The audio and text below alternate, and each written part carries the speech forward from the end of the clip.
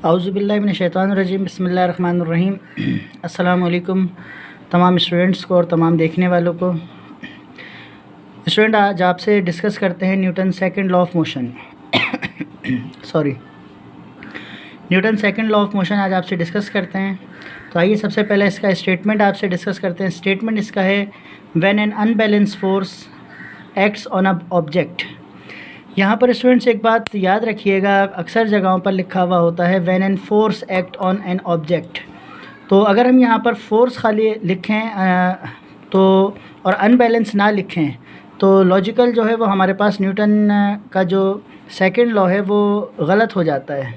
ये एक बहुत बारीकी है अनबैलेंस फोर्स लिखने के लिए, क्योंकि अनबैलेंस वो फोर्स होती है जो बॉडी को मूव करवा देती है।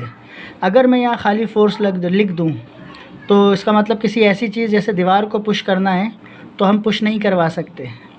तो अनबैलेंस लिखने का मतलब ही ये है कि सिर्फ उन बॉडीज़ का तस्करा हो रहा है यहाँ पर जो मूव हो सकती हैं।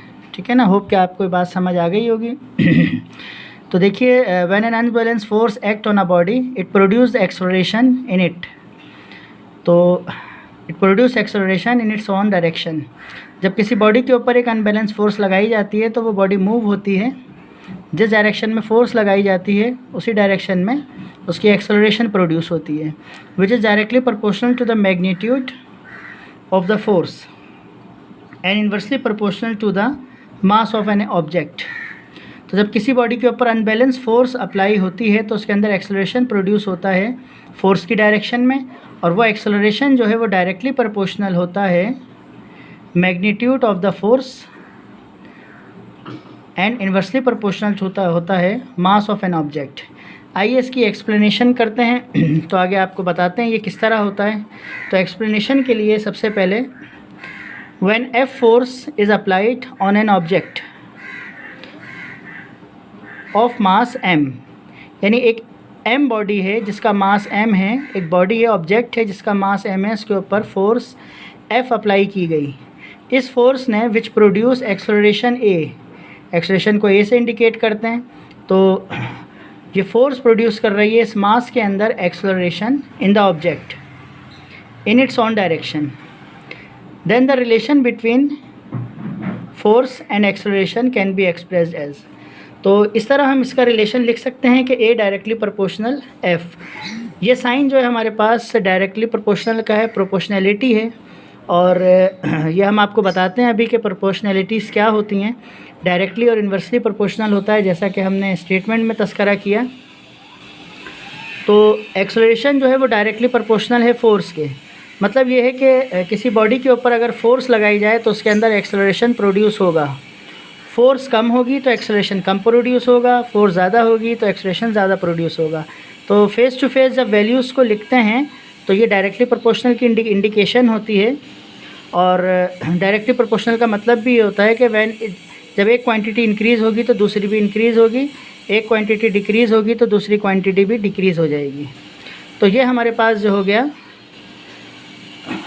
डायरेक्टली प्रोपोर्शनल रिलेशन हो गया, जिसको हमने ऊपर लिखा, the relation between force and acceleration can be written as. अब अगर हम यहाँ पर लिखें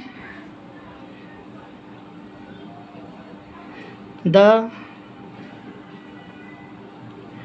रिलेशन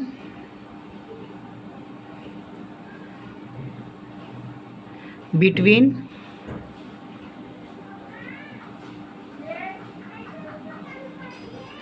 mass and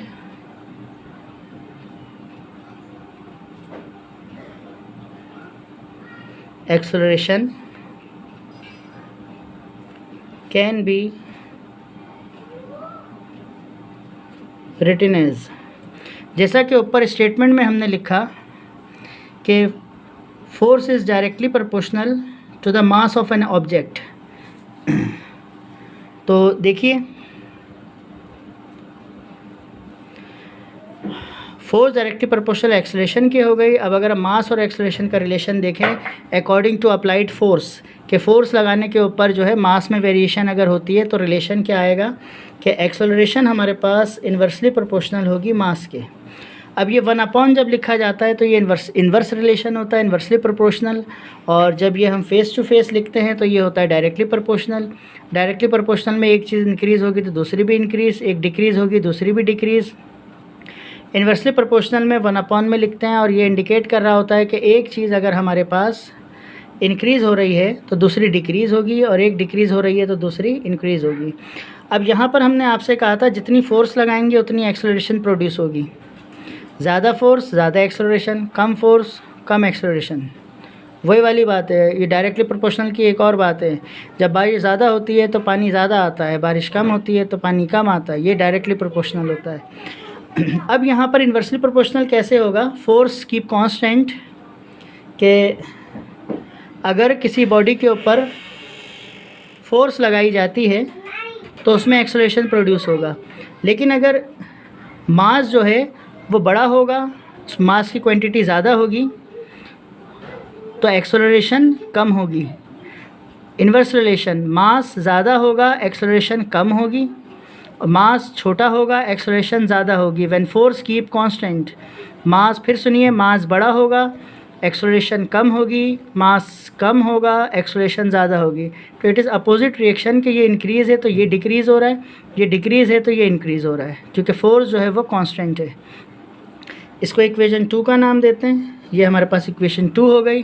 अब कंबाइनिंग करते हैं या कंपेयरिंग करते हैं, कंपेयरिंग इक्वेशन 1 एंड 2।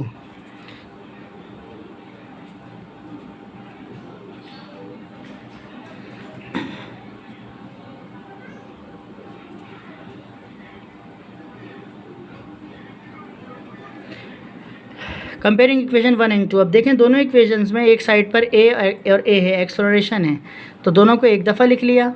दोनों में साइन ऑफ प्रोपोर्शनलिटी है, यहाँ पर भी और यहाँ पर भी, तो प्रोपोर्शनलिटी का साइन आ गया हमारे पास। उसके बाद ऊपर फोर्स है, नीचे मास है, और यहाँ पर 1 है, तो F 1 ज़ा F और नीचे आ गया M।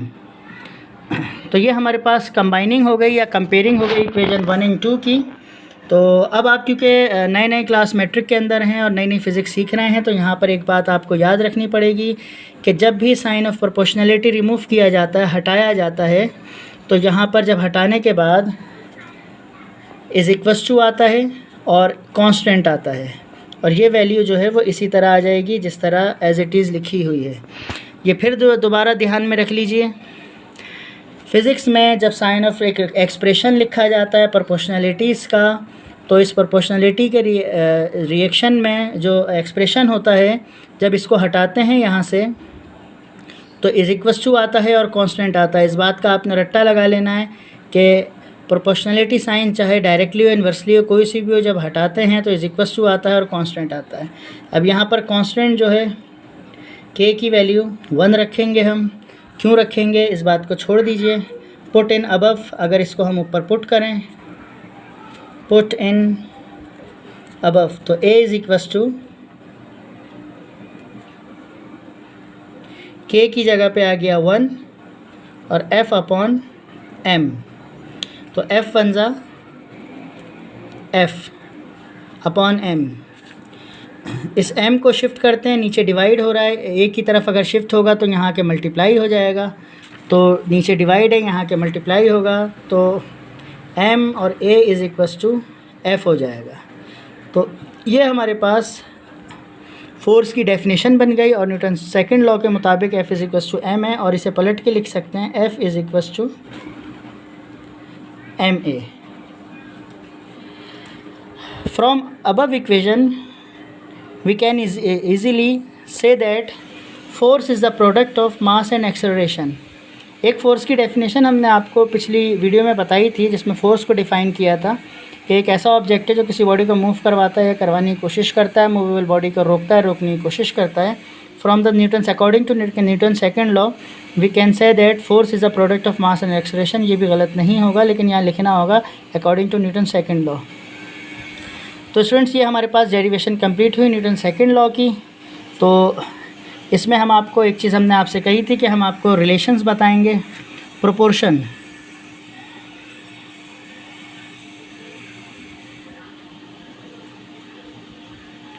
प्रोपोर्शंस। तो एक प्रोपोर्शन हमारे पास डायरेक्टली है, नंबर 2 हमारे पास इन्वर्सली है। We have two types of the proportionalities. The first one is the directly proportion and directly proportional और inversely proportion। तो डायरेक्टली प्रोपोर्शन मैंने आपको बताया कि एक चीज़ इंक्रीज़ होगी तो दूसरी भी इंक्रीज़ हो जाएगी, एक चीज़ डिक्रीज़ होगी दूसरी भी डिक्रीज़ हो जाएगी। बारिश ज़्यादा होगी तो पानी ज़्यादा आएगा, ठीक है। लाइट वोल्ट ज़्यादा तेज़ आ रहे होंगे तो उसकी बल्ब की रोशनी भी तेज़ होगी, और मुख्तलिफ़ मिसालें इसकी मौजूद हैं। और इन्वर्स रिलेशन जो होता है, एक चीज़ इंक्रीज़ होगी तो दूसरी डिक्रीज़ हो जाएगी, या एक जो है वो डिक्रीज़ हो रही है तो दूसरी जो है वो इंक्रीज़ हो जाएगी। तो ये हमारे पास जो है वो इन्वर्स रिलेशन हो गया। जैसे मेरे पास वॉल्यूम है और प्रेशर है, तो अगर मेरे पास एक बॉडी है, फोम है, इलास्टिक बॉडी है, जैसे फोम अगर मैं ले लूँ तो इसका कुछ ना कुछ वॉल्यूम होगा, इसका मास होगा। तो अगर इसको मैं यहाँ से पुश करूँ और यहाँ से पुश करूँ तो ये मिनिमाइज़ होना शुरू हो जाएगा।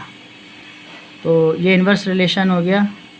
तो उम्मीद है आपको ये बात समझ आई होगी। Newton second law of motion. कोई भी खामी स्टूडेंट्स आपको नज़र आए, कोई कमी पेशी नज़र आए तो मैसेज में उसको इन्फॉर्म कीजिए ताकि वीडियो को मज़ीद बेहतर से बेहतर बनाया जा सके। और जो टीचर हज़रात देख रहे हैं उनसे भी गुजारिश है, जहाँ कोई कमी पेशी आपको नज़र आए आप भी आइडेंटिफ़ाई कीजिए ताकि वीडियोस को बेहतर से बेहतर बनाया जा सके। स्टूडेंट्स को शेयर कीजिए। अस्सलामु अलैकुम वरहमतुल्लाहि वबरकातुहू।